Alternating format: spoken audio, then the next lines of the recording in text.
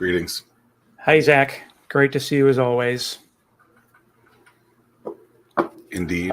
Likewise. How's life treating you today? Lovely. It is June. That's great. You know what that means? The warm days are here. That is right. Which And I enjoy. Yeah, it doesn't bother me much. We've been really, really lucky in terms of it hasn't been like sweltering by any stretch. But definitely means if you want to be active, you have to get up a little earlier. But it also means the sun it gets a little lighter earlier, so all is good. Pack more in your day. I do like that part. It's 5 o'clock. I drove to the Northern Virginia area of the state recently. Left at 5, and it was basically light out already. Yeah. Glorious. Yep. A lot of trails there. A lot of actual paths and trails. Yeah, we talked about that a couple of weeks ago, and that is definitely a nice. It's a nice thing. I really, really enjoy that about Northern Virginia. Just jumping on a trail, you don't have to worry about cars. Exactly.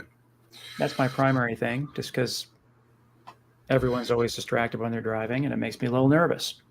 When was the last time you introduced yourself as something to do with the military? Well, so I did do a little speaking thing for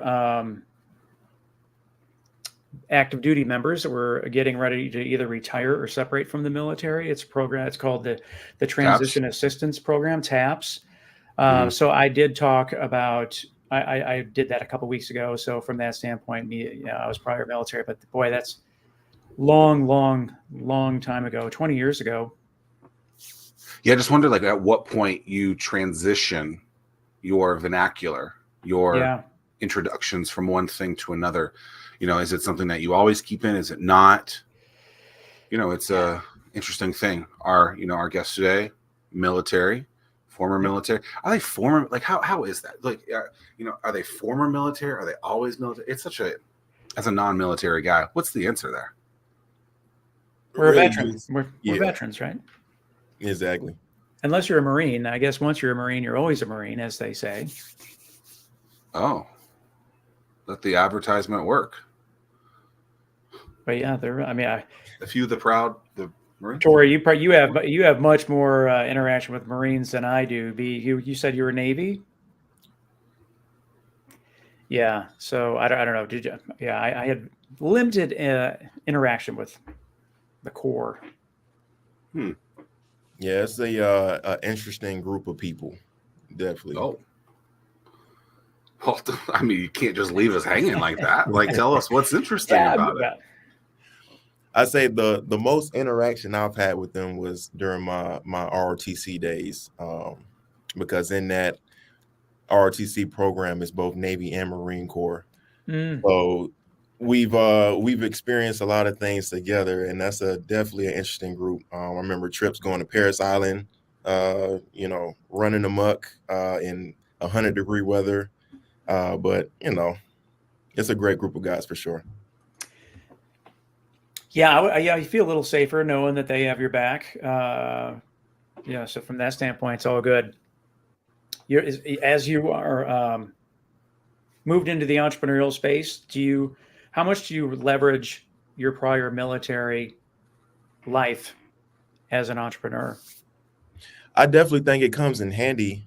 For me, a lot of what I remember from active duty life to now is a lot of like systems and processes. Like everything has to have some type of order, some type of structure to it. So that's helped me in business as well too. Yeah, it's interesting in the sense of how that works. Like everything's got a checklist. Yeah, Zach. I mean, like that's just how it is in the military. So that way, I guess when you're in the heat of battle, so to speak, or literally speaking, that you flip open to that checklist. You don't have to think about anything. You just follow everything step by step, or you train and you exercise to the point where this just comes second nature, and you don't even have to think. You just do it. But certainly from that standpoint, I dig. I really, really look favorably back on my active duty days. Yeah, those are some good times. I guess there's some aspect in terms of like I feel like being in the military and being active duty, you're trained to have to like color in the lines. You can't necessarily go outside the lines so much, whereas entrepreneurs historically are notably known to be the rule breakers, the disruptors, to go outside of the lines. So I don't know, perhaps since you and I are no longer in the military, we realized that coloring inside the lines wasn't something that we were always wanting to do. So, how were you in that regard? Were you not necessarily a rule breaker, but challenging the status quo? Definitely, more so just getting the job done by any means. And yeah, you're absolutely correct. Everything has a checklist. Everything has a certain procedure from 1 to 10 on exactly how you're supposed to do things.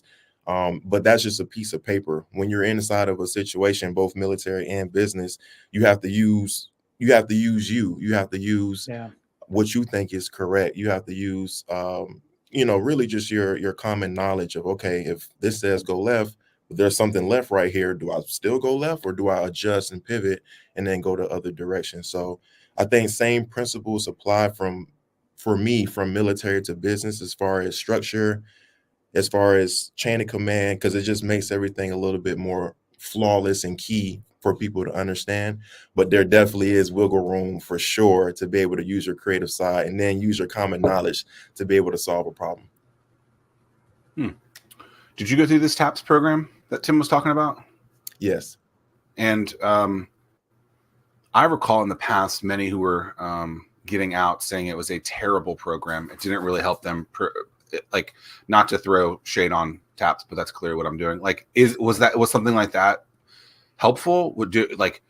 Could they learn from it? Have they improved? Like what were your thoughts on something like that? Because, we have a lot of, I don't know how many are getting out, what they call it, retiring from the military every single year, thousands, tens of thousands. And, letting them know. I remember it was Sean Evangelista, Tim, who I think you've met, Podium Pro. He was a Navy SEAL, lived here, and he was overseas on a mission. And he somehow learned about Start Norfolk, 15 years ago, whatever. And he was like, I'm in this program, TAPS. It was terrible. I have no idea what I'm going to do. And then there was this Start Norfolk program that was like, oh, maybe you could start your own business, start your own journey. And that was never a thing at that time that they were kind of given that opportunity or shown that you could do. And that was the first time I was like, oh, that's interesting.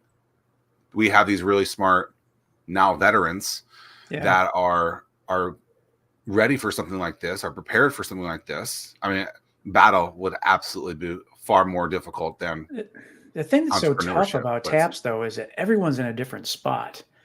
Everyone's done a different amount of time. Sure. You've got enlisted, you've got commissioned officers.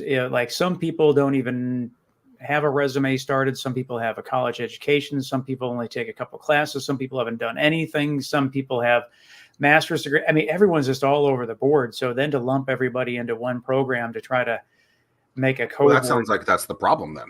Yeah. Maybe they should have segments so that. Yeah. And I don't know what they've done. Yeah. It's just so interesting, being home of the world's largest naval base and how many are getting out every single year. It's a lot. I can't remember the number. I feel like it is several thousand. It's like, what are we doing to prepare them for this asset that we have? And if entrepreneurship or starting your own business is this thing that this area is focused on, and wants to, enhance and grow, you would think that the synergies there should be aligned to do that. And that's something. And I'm glad that Innovate Hampton Roads is getting part of that, at least getting in front of, like, the number of people that came up to me afterwards who are like, man, I want to start my own business. I want to do my own thing, and to like actually be able to talk to somebody that has a little bit of insight in terms of how that works. That I wish that we were involved with it a little bit sooner, but we're involved with it now, which is a great thing. But that said, Torrey, how long did it take for you from the time you separated from the Navy to exploring into the entrepreneurship world, or did you just jump right in? I'll be honest, I knew the Navy wasn't for me, and I just dropped the bomb on what branch I was in. But I knew the Navy wasn't for me full time. I know that wasn't going to be my end all be all. Yeah. So when I went to college, and that's a story in itself, but when I earned my way to college, I got a Navy scholarship. And for me, that was an opportunity because where I'm from, which is Atlanta, Georgia, people usually don't have the chance to see greater than what's around us. So that was an opportunity for me to do something different and see what happens with it. And that's exactly what I took it as. So I started that journey in 2012 and 2016. I got my degree in commission and I shipped off to the Navy. But at the same time, I knew again, like this was an opportunity for me to do something different. So let's see what happens type of thing. So, fast forward, and this is going to answer the question. So to fast forward in 2016, me understanding that, I took what the military gave me and I ran with it, right? And I think that's what a lot of people do. And that's what the military does in general. You come in you come in as an individual, and then once you're in, now you're stripped of that individuality and now you're part of something greater, right? And I think with that, people lose sight of themselves. But because I already kind of came in knowing that this was an opportunity and let's kind of see what happens, I never lost that part of me. So that allowed me to kind of flex and still see the outside world for what it was. You said you're from Atlanta, or they shipped you to Atlanta? From Atlanta. Okay. Yeah, and so did you just like the area and decide to stay? What kept you in the Hampton Roads area? Yeah, so once I shipped off to the Navy in 2016, I spent 5 years in San Diego, California. That was my first duty station.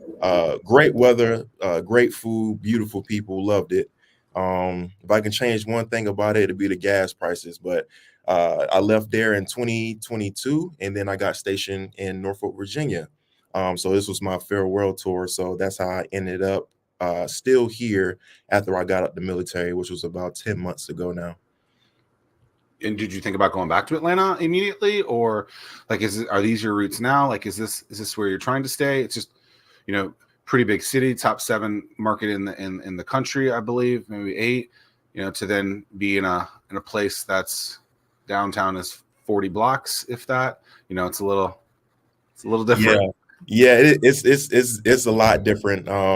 Culture-wise, people-wise, Atlanta's a big bustling city with people moving and grooving and doing their thing. And the same goes for this area, but it's certain pockets in which you find those from what I've seen in my 2 years, a little over being here. But for me, I'm seeing this as an opportunity being here. And I want to continue to explore this area for what it has and for what it's worth. And then once it's time for me to pick up and leave, and not just me, right, because I represent Scribble as well, too. So once it's time for us to pick up and leave, once we've conquered everything here, we'll see what that next journey looks like. So speaking of Scribble, let's get into it, man. What's Scribble? Definitely. So just on the surface, and then I give some context and backstory. So Scribble is a social platform encouraging storytelling by bringing together authors, readers, and resources. Now, Tim, go ahead and ask me why in the world am I even interested in authors and readers and how that even came about. So why are you even interested in authors, readers, and why that even came about? Tim, I'm so glad you asked me that. So you fell for it, Tim. Come on. So this kind of goes back into the brief timeline that I said. So once I commissioned in 2016, I commissioned and I got my degree. About 2 weeks before I commissioned, this is a real life story. About 2 weeks before I commissioned, I had an idea just like that, literally just like that, to write a book because I wanted to share my experiences from that point in life.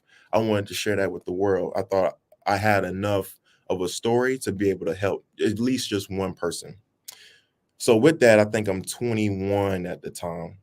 So with any 21-year-old or really with anybody, when you have an idea that's kind of out the norm of the group that you're with or the people that you hang around, the first thing that you want to seek is validation for that idea. So that was no different for me. So that's exactly what I did. So I went to my friend at the time who was also 21 and I asked him, I said, hey man, I just had a random idea to write a book, like out of nowhere, not my wheelhouse, nothing. When I pitched that to him, he looked at me and he said, nah, that's not you, bro. Like, that's not your lane. Maybe something else, but that's not your lane. And when he said that, I was hurt because I came to him for that type of support because I felt that he would give that to me. So fast forward about a month later, and this is about 2 weeks after I got my degree. I decided that I was going to write the book anyway. And then that's when my life started to change from depending on other people to give me accreditation and validity and like that that motivation. And that's when I started to look at myself and say, hey, like, Torrey, if you want to do something, it's just going to be on you to do it. You can't really go out and look for people to stamp your or give you a stamp or approval to move forward. So that's when the shift happened in my life. And that's when I decided to write it. So during my writing journey, I fell victim to depression, anxiety, stress, and low self-esteem because I felt like I was unqualified to do this, to write a book, one, and then two, I didn't have a support system. I didn't have like a platform or a group of people to help me out, give me pointers, like walk me this way or that way. So it was just me by myself. So eventually I pressed through and I published my first book in 2020, 4 years later after that initial incident. So it took me 4 years to write my first book. Which is honestly not uncommon for a lot of people, but that's precisely the problem. So fast forward 6 months after I published my first book, another idea hit me again. It said, man, you know what you just went through? I think a lot more people are going through that. A lot more stories are being embedded. A lot more stories are sunk in. A lot more stories haven't been heard. Why? Maybe because of those same reasons, but maybe not. But either way, let's explore it. So that idea came to me, and since 2021, I've been locked in on this concept called Scribble, which essentially is to bring together authors, readers, and resources to promote storytelling to the world. Imagine a world without Harry Potter, or imagine a world without Stephen King's series of books, right? And just that small example is the example I'm talking about stories and voices being heard. Because there's another story out there. There's something out there that's going to impact the world that just haven't been tapped into. Why? Because they might not have the resources or the platform or the voice to do it. So that's where we come in at. When you talk about resources, what kind of resources are you talking about? Publishing resources. So a lot of times too, once people do get over the hump of writing, a lot of times they're in a gray zone of, okay, what do I do now, right? Do I go to this platform and try to get a freelancer to edit my book, to format my book? You're about to trigger Zach. Exactly. So just different things like that is what I call you're in that publishing stage, getting ready to actually officially publish the book. So a lot of times people fall victim to publishing scams, not receiving the best product for what they paid for, or just getting scammed of their money overall and not getting their return on investment. So that's one of the things that we're bringing to the platform as well, to vetted, trusted resources that people can actually go to and get their works published. Zach, you can make the argument. You can make the argument that publishers are vetted, trusted resources. So if I heard that, how are you? I've written a couple books, so I know this world exactly what you're talking about. I've been published. I've done self-publishing. Like, I get everything you're saying, but you can make the argument that a publisher is a vetted, positive influence in this thing. Why? Like, where does someone actually grasp that? Hey, this isn't the right thing, or this person isn't as glorious as I'm seeing, because on the surface, they're going to oversell, over deliver, whatever the term is. Yeah. But over promise and under deliver. Yeah, whatever it is. Well, I don't know. I mean, I think with everything, there's good publishers and there's not so good publishers. And so like and it could be good with someone and then not good with someone else, right? So there's all that aspect of it where it's like, well, this person sold 10,000 books. Well, I have the same publisher and I only sold 5,000 books or whatever. It's like, how do you figure out what is good and bad in that aspect? Because I think that's like, you can go on Amazon, right? And you could see it and it's like, okay, well, this seems to be pretty good. And then you peel back the onion a little bit and you're like, okay, is this someone who's selling this thing? Let's just say it's an actual, like, not a book, but an actual, like, tangible thing. Is this person just saying this because they don't want me to buy it, and it's actually their competitor that's doing that, that's writing that post? Because there is a lot of that, right? It's like, how do you actually, yourself vet these publishers, these aspects of book writing, because there is a lot, your cover, the actual publishing, there's the formatting, potentially there's a lot of different aspects of it. Like how do you learn to trust someone in that?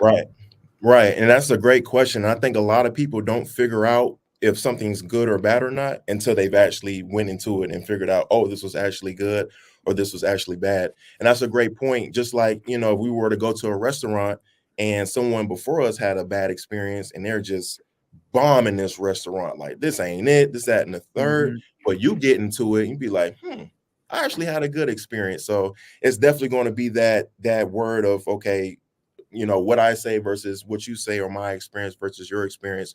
But in its totality, what we want to prevent as much as possible is people going down that rabbit hole of having that bad experience. So what we do is we vet, meaning that we actually go out and talk to the publishing companies. And when I say publishing companies, I mean in the literal aspect of a publishing company, and then everything that falls in the gap of you getting published. So again, like the proofreading, the editing, the book covering, if you want to tap into beta readers, which is just someone to read your book from a reader's perspective before you actually publish it. All those things kind of lead up to the publishing, the actual publishing aspect. And those are the things that we're talking about. We're vetting the book formatters. We're vetting the people that, or the companies rather, that give you your book formatting and different things like that. That's the process that we're vetting to bring you trusted resources to get to that inevitable goal of actually going to a publisher and publishing. What are people paying for this? Yeah, great question. So that the usual cost for someone to publish a book, average cost is about $2,000 and up, but that's not including if you want to go the ghostwriting route, or if you want to do anything that's advanced. But the usual cost is around $2,000 all in one. What we offer is not only the social platform, but also publishing tools, how I talked about, to assist you in your writing journey, your publishing journey, which is everything that encompasses publishing, and then also your marketing journey, which is also something that's not usually talked about. It's the most important thing. Exactly. And we give you that for $5.99 a month or $54.99. $5.99. Okay, got it. Tim, did you ever think about writing a book? Yeah, I've thought about it, and then I went on and went about my day. Yeah. I guess the biggest thing would be what about me would I come up with that people would be even interested in reading the running about. Tim, the running. Well, you are the running man. That is true. So this last Thursday. Please tell me you broke your streak.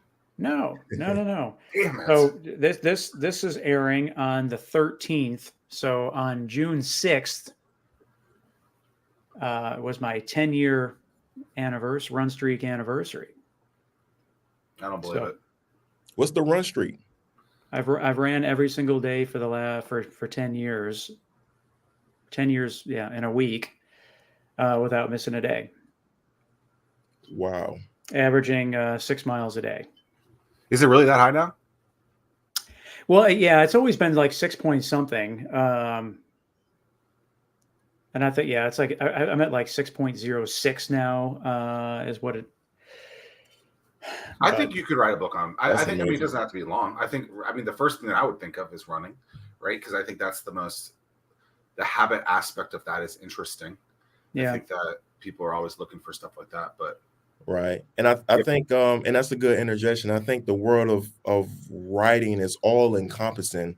I think the first thing people usually think when writing is, like my story personally, like my story isn't interesting enough, or I haven't really, to yourself, I haven't really gone through much to be able to, but no, writing is all encompassing. Something, just sharing anything about creatively or just in the professional world, because writing a book is starting to become a part of your professional resume as well, too. It is interesting. I mean, like when you look back at like even our primitive days, I mean, other than like survival, I mean, even with like cave drawings and stuff like that, that's all an aspect of storytelling. I mean, that's just one of the it just dates back to the history and creation of mankind. Right. It's pretty cool. When I look at book writing, I think it's the actual writing. I think is fairly easy. Like, I think you need to have like an understanding of what you want to write about. So some sort of outline, a synopsis, whatever, table of contents, you know, and probably a title, right? But even my last book, I didn't have the subtitle until like 3 weeks before. Yeah. Like, are you a pantser, Zach? What's that mean? Exactly. Somebody called me that and I said, what? So a pantser is someone that kind of just freestyles when they're writing. They don't necessarily have an outline saying, okay, no, I'm an outline guy. Might be okay.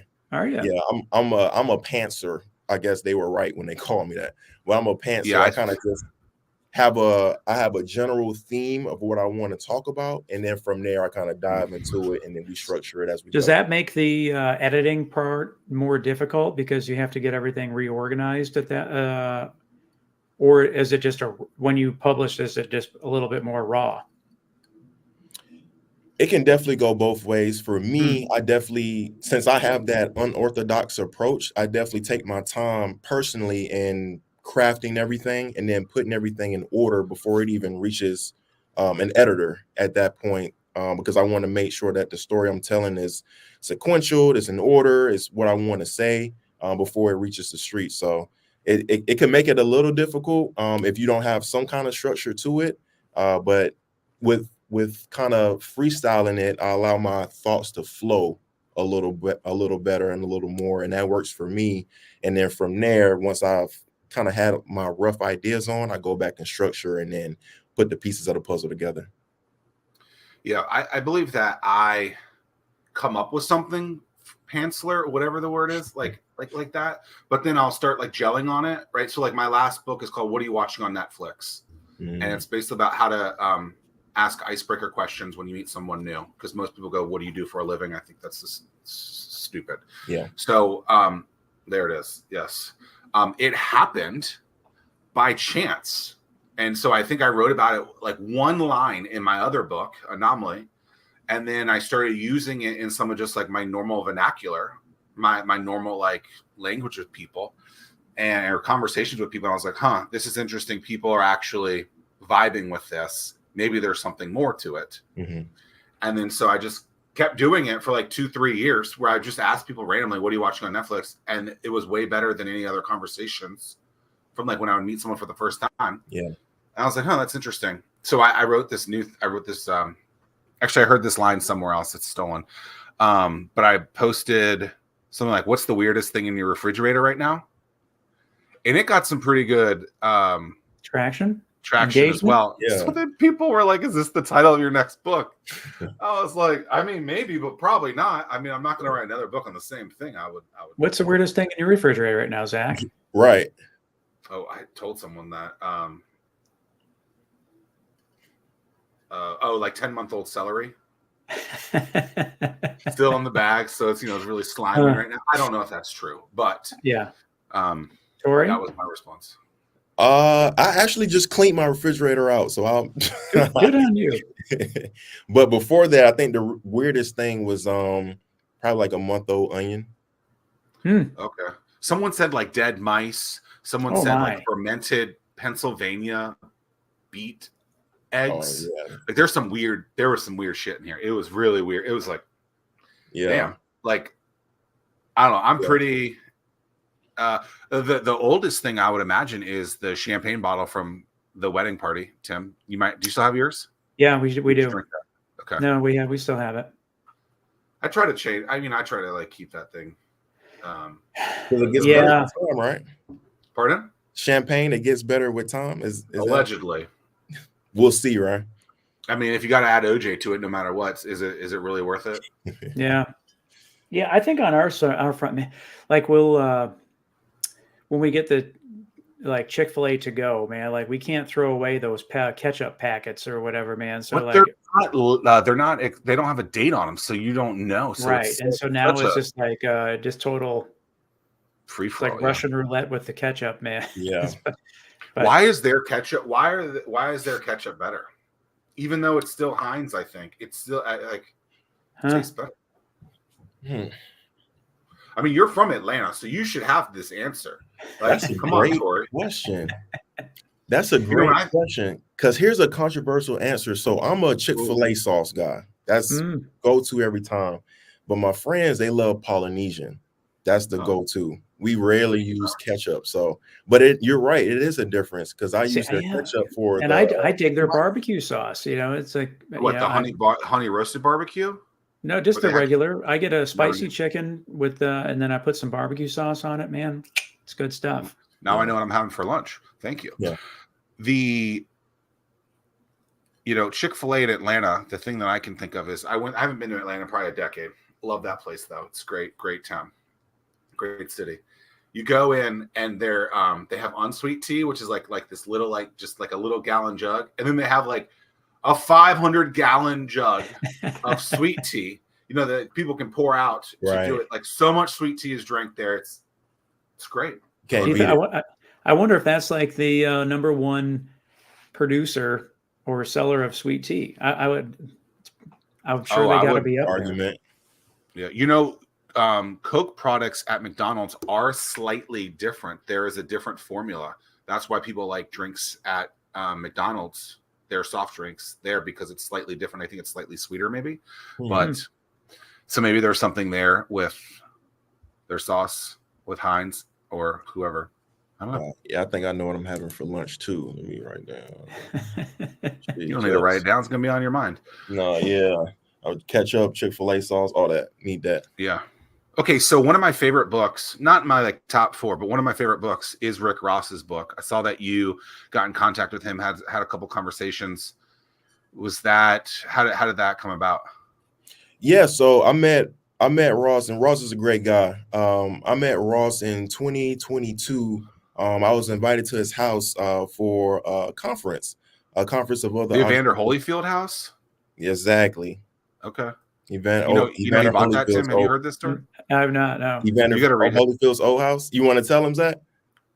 He bought it for really cheap, if I recall, and it has like the biggest pool in like the state, like residential pool. Like, yeah, it's huge. It's a huge facility. Yeah. Nah, yeah, it's ridiculous, and just being inside of it and seeing it is motivation in itself. But I met Ross in 2022. I was invited to his house, and in that process, I was probably like a year into Scribble. No real meat on the platform as far as like having a MVP out. It was really just an idea, concept, and kind of some screenshots, some wireframes. So when I went to meet with him and talk with him, we spent like 3 days together at his house. And one of the things that I told him was, hey, here's what I'm thinking about doing.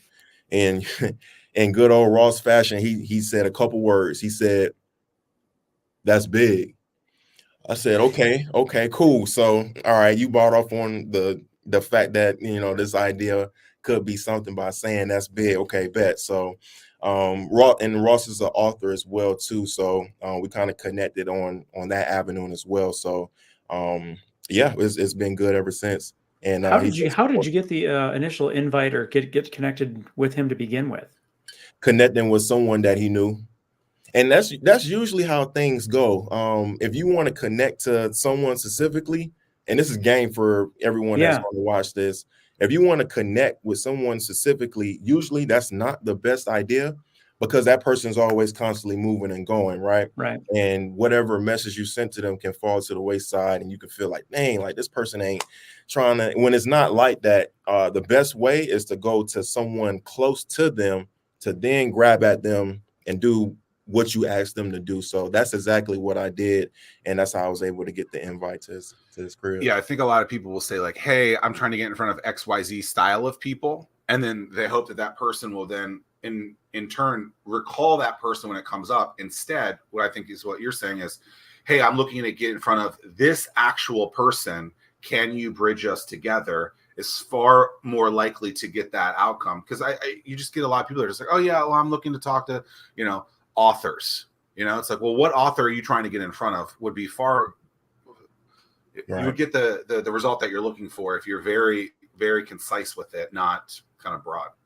Right. Yeah. And it's all strategy. It's all strategy in doing that. And that goes for anybody on any type level. If you are trying to get to that person, and they're obviously busy, then it's best to just try to find someone that's close to them, whether that be on social media, find out who they tagging in pictures, right? And reaching out to them to try to get what you need. But and that's the wittiness in business too. Stand on your P's and Q's, but always trying to find a way to get what you need by being willing and fearless to do it and reaching out to people, not with the notion that, they're not going to talk to me. No, continue to reach out, continue to shoot the shots, right? Continue to slide in the DMs, because eventually it's going to work out. Yeah, because that, like you said, that's all strategy and gameplay, for lack of better terms, just because you figure anybody outside of his inner circle more than likely are going to be asking for some sort of favor. Right. So it's just like, when do you take that shot? When do you feel comfortable that because if you misfire, then you're just going to be ostracized right away, because you're like, now they're here. All right, here's Torrey, man. He's just another person trying to get something out of me.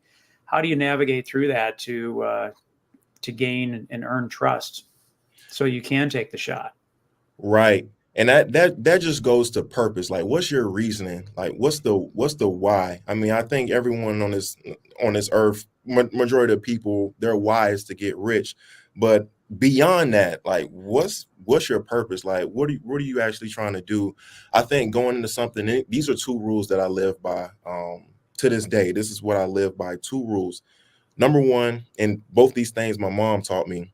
Number 1, keep your eyes on your own paper, right? And I'll explain that in a second. And then number 2, leave it better than you found it. So with the first one, keep your eyes on your own paper. Think to school, right? Think 5th grade when you had test day, right?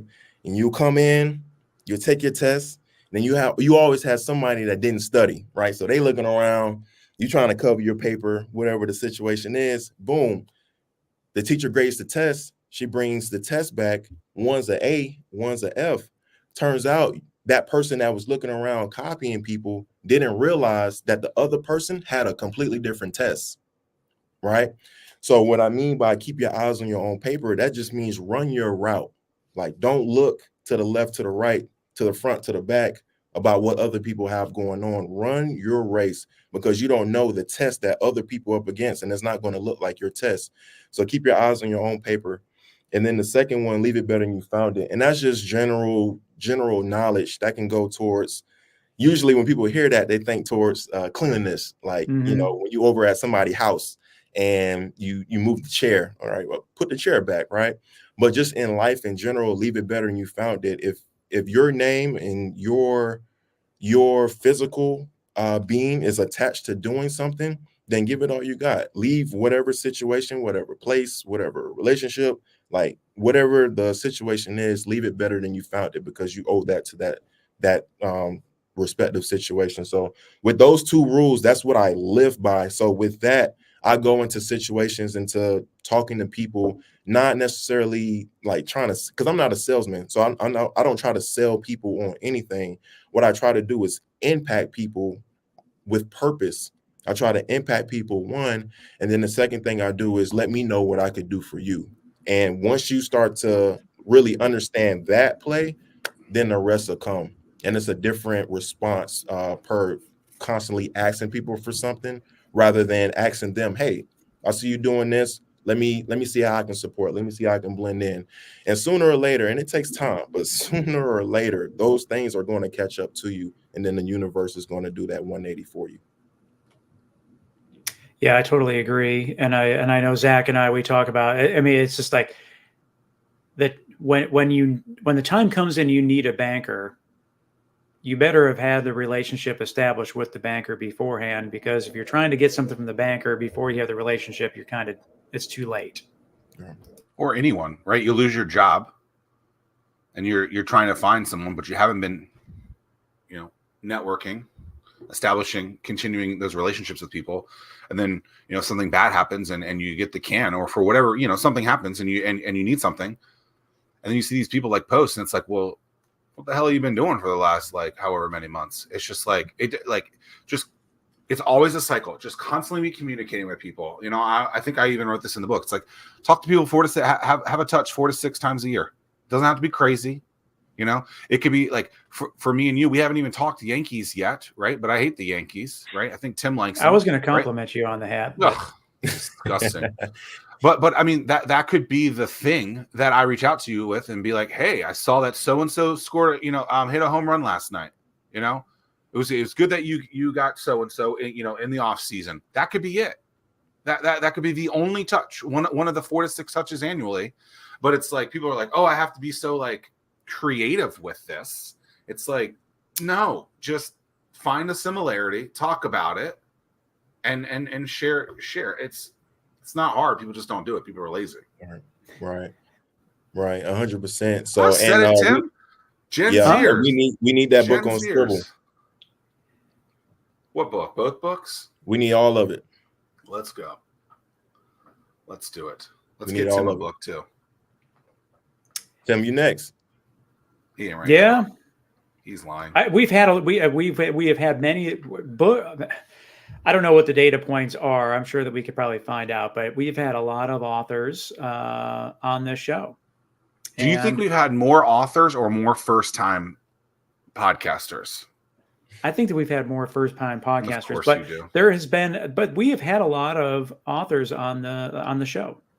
And I think to your point, Torrey, I mean, it is like it's a credential thing that can add to your credibility. It's some validation in that. Definitely. So, yeah, I mean, I think all great points for sure. And to kind of round out that, how do I get in touch with people or how do I network and things like that? Just be yourself. Don't try to go in breathing a different energy that you don't usually breathe, because people are smarter than you think, and people can pick up on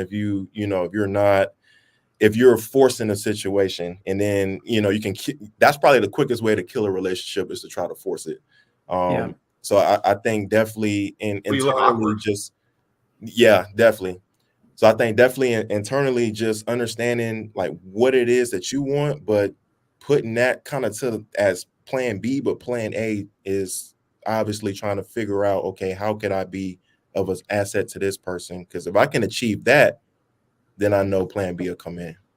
Yeah, they think they're going to reciprocate, provide you something and it could be something so stupid and simple, and I think people just are like, Tim, in the first book when I talked about you, we talk about how like if you were like, hey, I'm trying to get in front of this person, or if there's anything I can do for you, you said something like that, right? And most people don't do that, and now with Innovate Hampton Roads and the amount of extra value that you're providing people, it's just like, it's not hard, but people just don't do it. And it's like, I don't know why people are so lazy to do it, or they just feel like they shouldn't keep asking. But it's like, I think that people are afraid to take their shot, and we talk. Well, then they shouldn't be in entrepreneurship, because if you're not willing to take your shots, it's just a waste, because that's what business is. And it even extends beyond entrepreneurship. I think that today everything is so binary, and you're either in this camp or you're in the other camp, and it's like, and that just seems how it is with everything. And like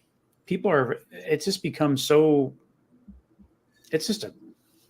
much pressure that you're either going to be accepted or you're not. And so, it's from that standpoint, people are afraid to take an introspective look at themselves and say, hey man, this is what I believe in. And you either accept me or you don't. And you just keep on moving forward. Yeah. I read a quote, and I don't want to mispronounce his name, but I read a quote. It said that there isn't a lack of ideas. There's just a lack of execution on those ideas. Yeah. So in that, I think to your point, Tim, I think a lot of people are definitely scared to take that leap of faith, scared to put themselves out there with the notion of fear of rejection, right? Yes, and that kind of just goes back to school, right? If I liked a girl and I really liked her, what was I going to do? Not talk to her, right? Because of that fear of a rejection, right? I'd rather live in oblivion and keep that idea of I think I can, than finding out the but truth. you're already And at I think a zero. lot of The people answer is struggle already with it. there. So you get Yeah, rejected. but It's the same answer as if you don't sure. do it. So But it's a lot less painful. You said but what if she no says on you. yes? I know, but I'm just throwing it out there. But I mean, just because without the different founders that I've talked to, if they self-eliminate, they can. It's less painful because they self-eliminated as opposed to being rejected. Right. But like me, I get it. I do. I'm in the same camp that you're in, Zach. But like for me, I'm just of the mindset.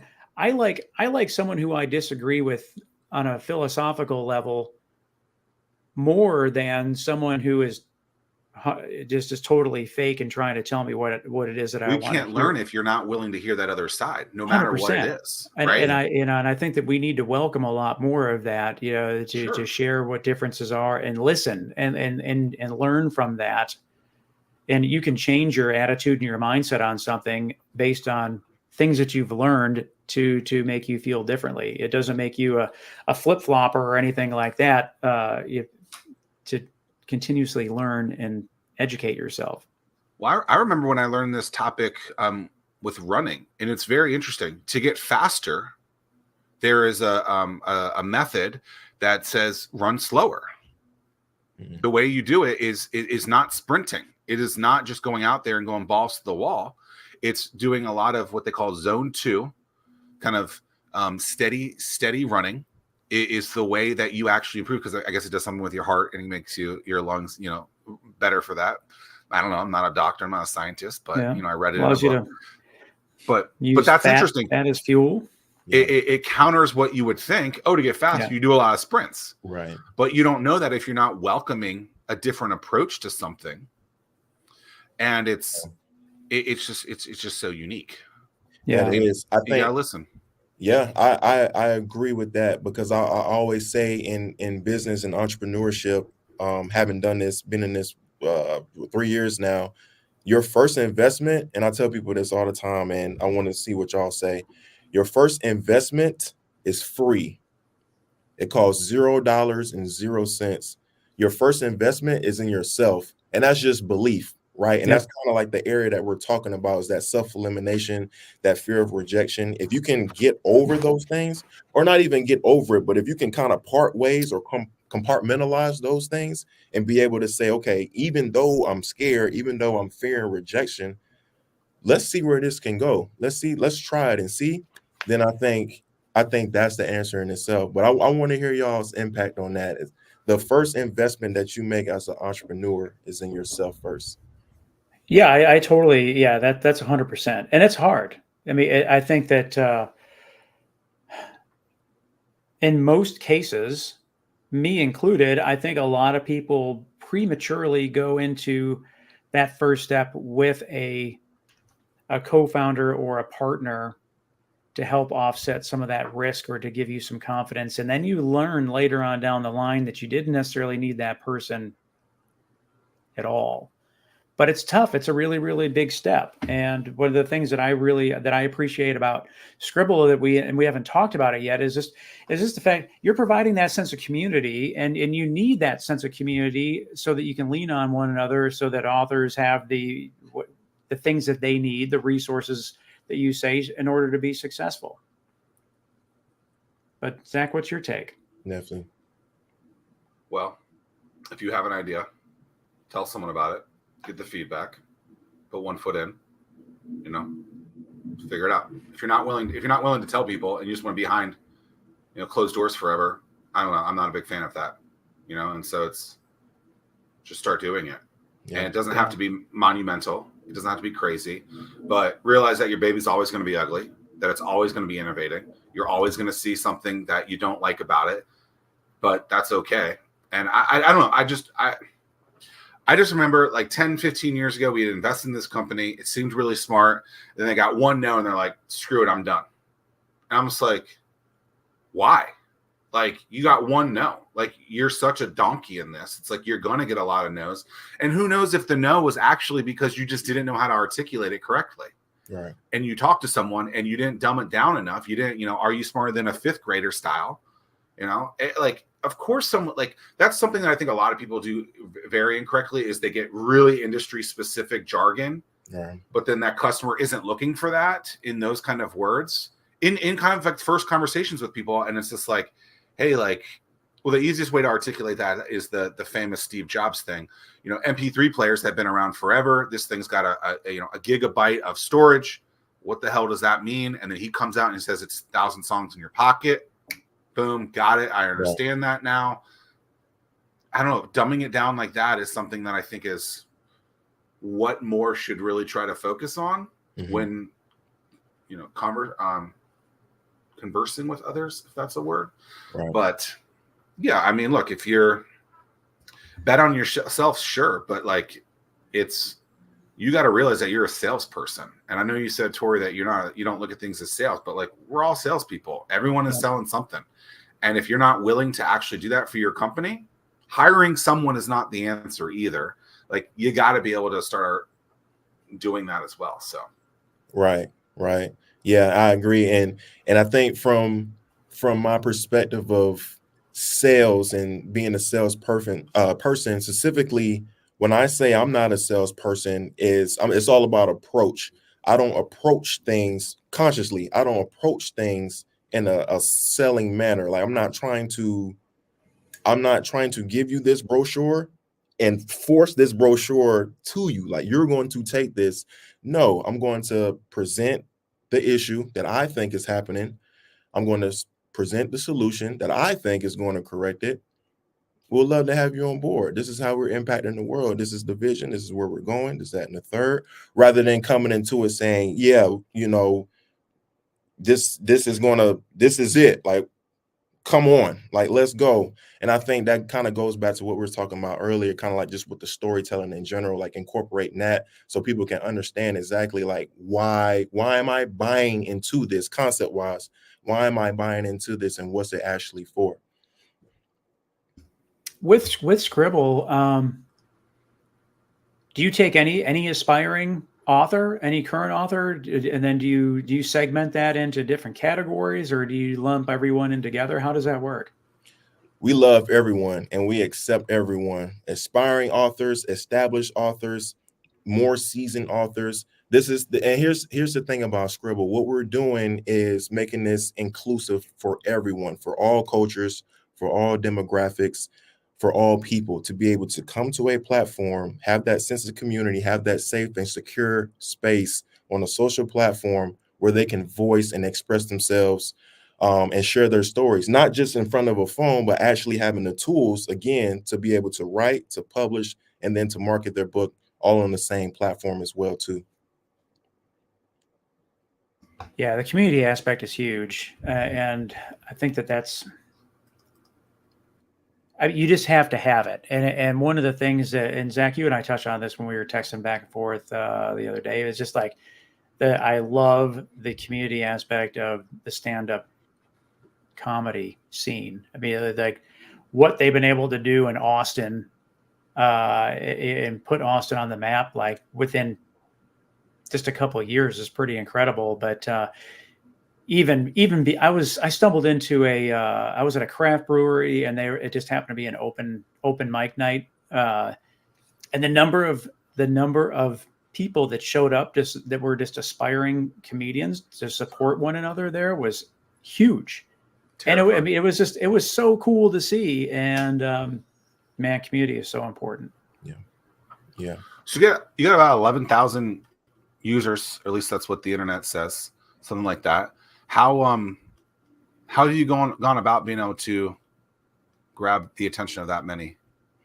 Definitely. And it's tough. It's tough for sure. But how I've been able to do it is really just getting real niche and real specific with what I'm doing. And I recommend that for any aspiring entrepreneur, or if you're already in your journey, to just get real specific, because eventually it'll grow into the pockets of everyone. But right now you want to focus on like a particular person or subset group in order to get that validation and work out kinks and then grow from there. So specifically back to the question, how we go about getting our folks is diving into writing groups, author groups, reader groups, all on all social platforms, Instagram, Twitter, LinkedIn. We scour the social platforms for those people. And literally, when I say we go into those platforms, we're going to each individual person. We're going to each of these groups. And we're going and talking about Scribble. Say, hey, we got this going on, leaving the link below. Hey, we got this going on, leaving the link below as our call to action. And we've been doing that for the past 3 years now. But since we launched, we've hit that heavy over the past 10, 11 months now. So that's how we've been able to grow to that many, which is a blessing in itself. I didn't think it was going to grow that quickly, that fast with the amount of resources that we have. But that's definitely a testament to understanding that what we're trying to do and implement, it makes sense and it works. So now it's just a matter of crafting out the specifics and then allowing people to join and helping us build it via feedback from there. What's next? What's on the roadmap for Scribble? Definitely. So we're in the pipeline right now being accepted into Techstars Atlanta, which is definitely cool because, again, from Atlanta. So definitely like a 360. So we're in the process of getting accepted to that. So that'll be huge for us. But really, again, like I tell my team this, it's not me. It's us. Like I'm not doing this for the benefit of myself. Literally how I kind of expressed the story about how I felt during my writing process and after I published my first book. Like, man, if I feel this way, I wonder how many other people feel that way. So it's never for self. And that kind of blends into the military aspect of myself too. But it's not for self, it's for others. Like I am not doing this for myself and I can't do this by myself. So what's next for us to continue to grow, continue to expand? We're constantly fundraising. So the Techstars is going to be huge for us from a financial standpoint, as well as meeting new people, meeting other entrepreneurs, other companies, mentors that they have in the program to help us grow and see this through. Yeah, that's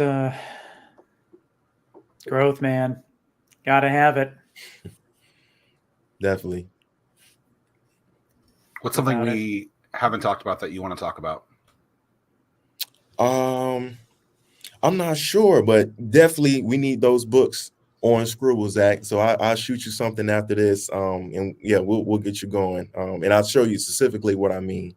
But yeah, we need those books on Scribble for sure. Definitely. I'm gonna throw this question out with just a different flavor angle, if you will. We typically always ask our guests, what is the food of the region? But when you get accepted into Techstars Atlanta, and then you have to go there, what would be the food? And until you return back to the region, while you're in Atlanta, what would be the food or drink that you will miss while you're attending Techstars that you can't wait to get back to Hampton Roads to experience again? What a spin. That's great. You know what? I just got put onto this a couple weeks ago. I'm gonna say matcha. I can't wait to come back to matcha. What is that? It's a kind of tea, carbonated water infused, like healthy drink. And it's actually one downtown Norfolk, a spot that I found. And man, I can't stop drinking that shit. So that's what I'm looking forward to getting back to for sure. Huh. All right. That's the first. Yeah. Well, and there's no one overwhelming thing by any stretch. And it's become a really, really fun question for us to ask everyone. One, to try to get to the bottom of it, but two, we get to learn about so many new things, places, products, dishes. I mean, it's just, there's been no clear cut winner. Well, what's been the thing people said that was like, wow, okay. Some people will say generally seafood. Some people will say orange crushes. Some people will say the Mexican white sauce. But then some people just name like 17 different things. And it's like, okay, well, that's not going to work. You know? I would say if there was a trend, it would be those three, Tim. Am I missing one? Yeah, and it's tough because it's like you can't really, in my opinion, and I'm not the end all be all, you can't say crab cakes because it's just like that's not like ours. Right. we may have good crab cakes. I don't eat them, but that's like a Baltimore thing, no? Yeah, that's like theirs. I don't know. The crabs are from here. They just transferred them up there. So we lost out on that. Yeah. I don't know what the answer is either. It's an unfair word. And, some people will say, oh, there's, it's a very eclectic, diverse, palette of food. So that's good. Yes. But I don't know that you can sell that. Yeah. Right. I don't know that that's a selling point. So maybe it is. Who knows? For sure. Well, Carnell, it has been absolutely wonderful. Had to get that out. The C, that's what it stands for, not Charlie. Like, who the hell would call you Charlie? Come on, Charlie boy. People need. That's not very creative at all. Yeah, I don't get it. We appreciate your time. This has been a load of fun, and looking forward to hearing about the growth. Over the coming months. Definitely. Zack, Tim, it's been a pleasure. I really appreciate you guys' time. Thank you for having me on here to allow me to be myself and speak. And to wherever this reaches, please, take everything that we're saying with, a grain of salt with your own understanding, but do understand, kind of going through this process in myself, that the things that I'm saying is definitely things that have worked and are working for me. So definitely just take a listen and see what you can try out to work for you. But with that, definitely go to scribbleapp.com. Come check us out.